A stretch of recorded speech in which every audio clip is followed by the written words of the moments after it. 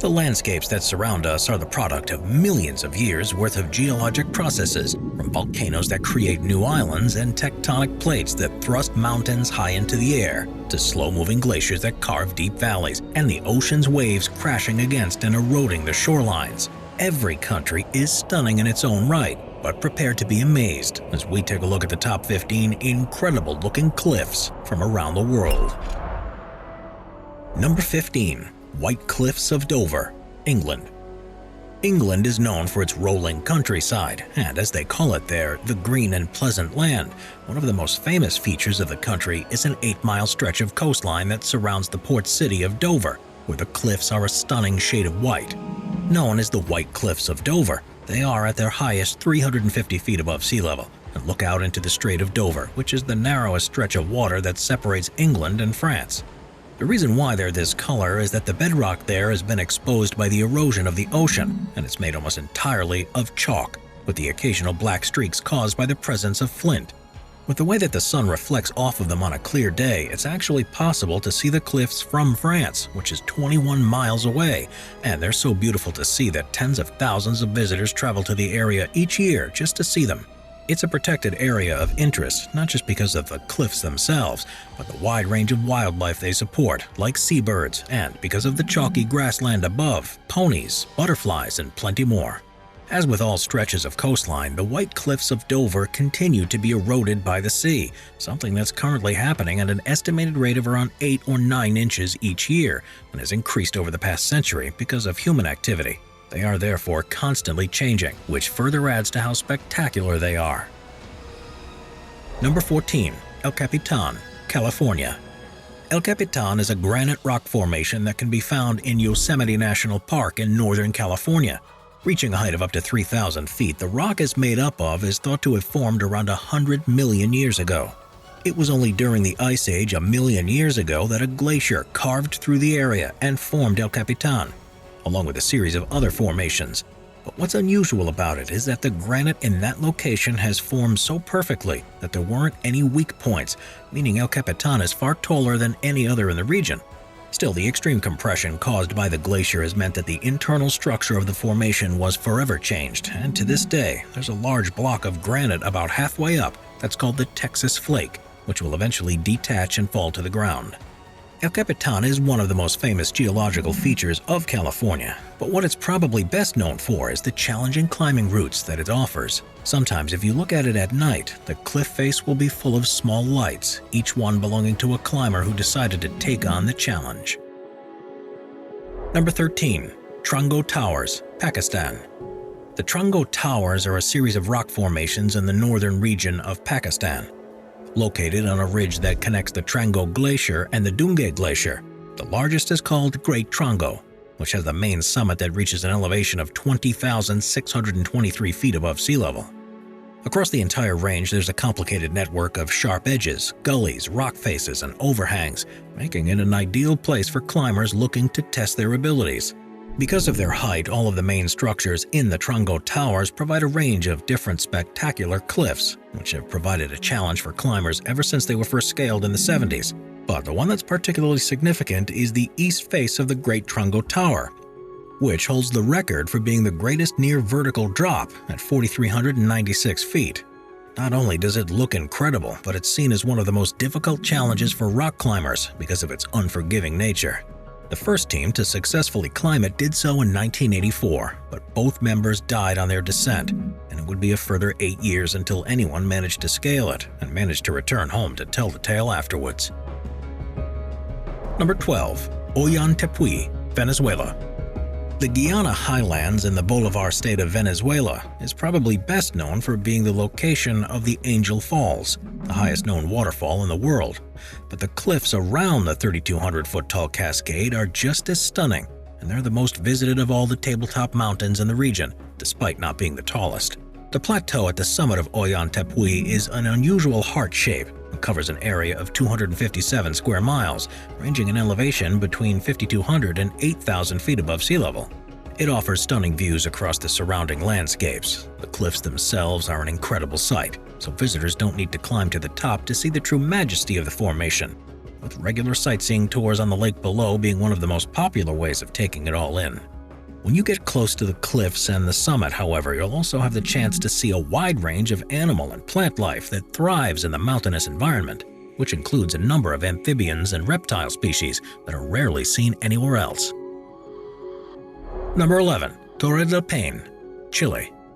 The Torres del Paine National Park is in the Patagonia region of Chile, and despite covering a huge area, it's named after the most noticeable landmarks within it, 3 towering granite peaks that are called Torres del Paine. Reaching between 2,200 and 2,500 feet above sea level, their name translates from Spanish to mean the Blue Towers, and thanks to their unique structure and slight bluish tint that can be seen under certain light conditions. Studies have shown that they were formed by magma that was released about 12 million years ago in a process that took approximately 162,000 years. But of course, the erosion by weather in the time since has led them to taking on their flat-edged and jaggy appearance. The first teams to climb the peak did so in the 1960s, but because of their remote location, no precise surveys have ever been conducted, meaning it's still not known for certain quite how tall each of the formations are. Surrounded by the pristine landscape of Patagonia, which includes crystal-clear glacial lakes, rolling countryside, and a wide range of animal species, it is a simply stunning, if not awkwardly remote place to visit. Number 10. Cliffs of Moher, Ireland. Ireland is known for its beautiful geologic formations, particularly the Giant's Causeway, but there's another place that's extremely popular and normally sees as many as 1.5 million visitors a year, the Cliffs of Moher. They're in the Burren region of County Clare and take up around 9 miles of the coastline.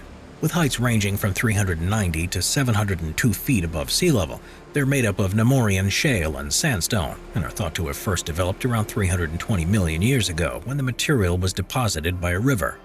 Since the river's flow diverted elsewhere and the sea levels fell, these cliffs became exposed and are now subjected to coastal erosion.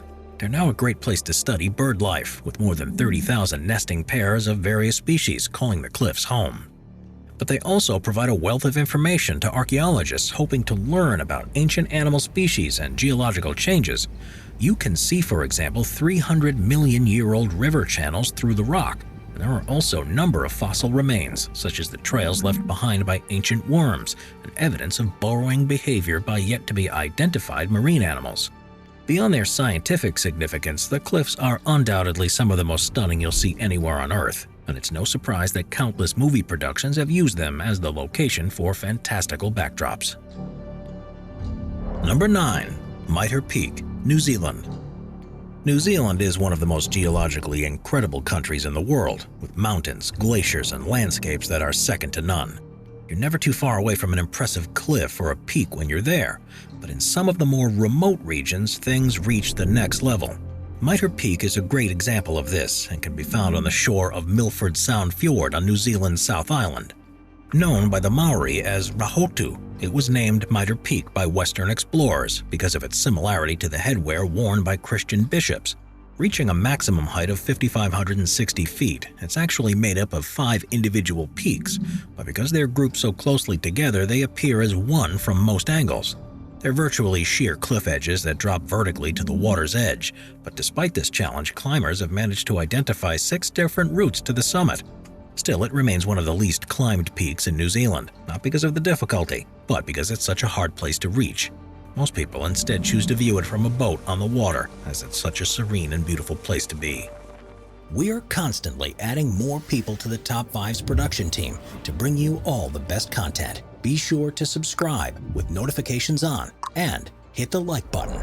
Number 8. Etretat, France. Number 8. Etretat, France. The White Cliffs of Dover are a large part of a larger rock formation that's been eroded away by the sea for millions of years, and you can actually see similar structures on the other side of the English Channel in places like Etretat in France. While at up to 300 feet above sea level, they are not as tall as the ones in England. These cliffs are equally as impressive though, and even feature 3 arches and a structure called l'Aiguille, or the Needle, that's 230 feet tall itself and is a result of coastal erosion. As one of the most stunning stretches of coastline in all of France, Etretat has over the years attracted a number of creative people who have used the cliffs for inspiration.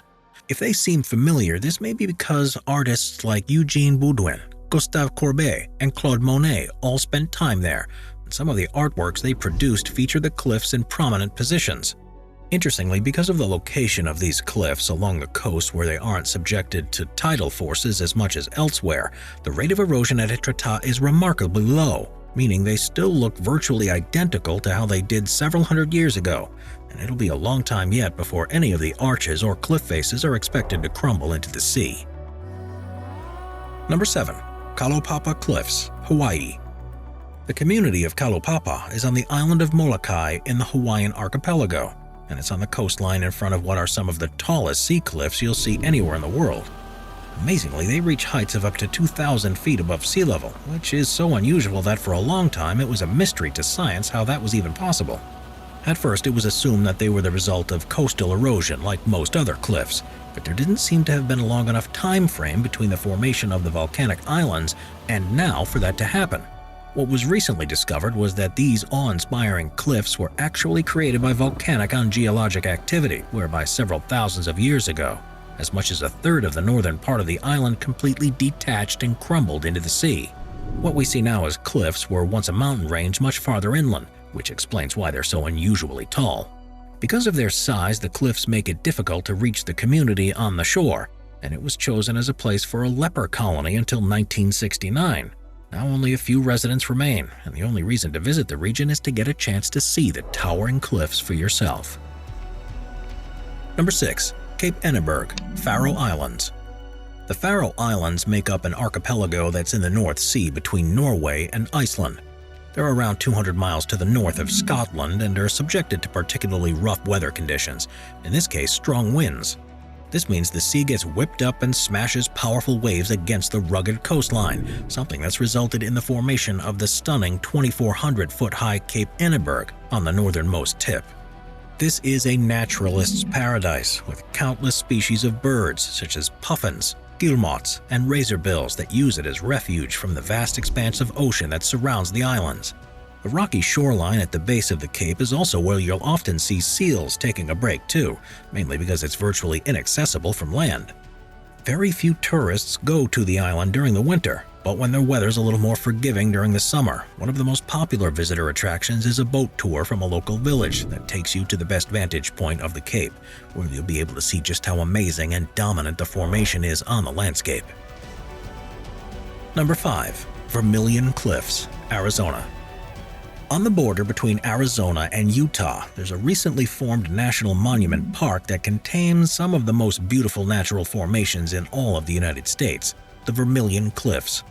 Made up of a combination of sandstone, siltstone, limestone, and shale that was deposited during a time when the region was covered in water, the rocks have been eroded away over millions of years by wind and rainfall, and the different layers of formations have been exposed.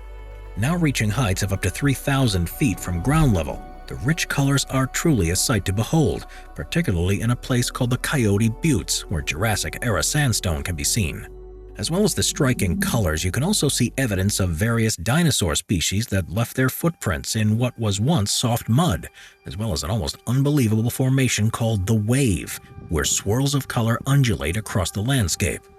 It's a place that's regarded as so special that efforts have been taken to preserve it for generations to come, and this means that only a limited number of people are able to visit each year, something that's determined by a lottery system. Number 4. Preikestolen, Norway.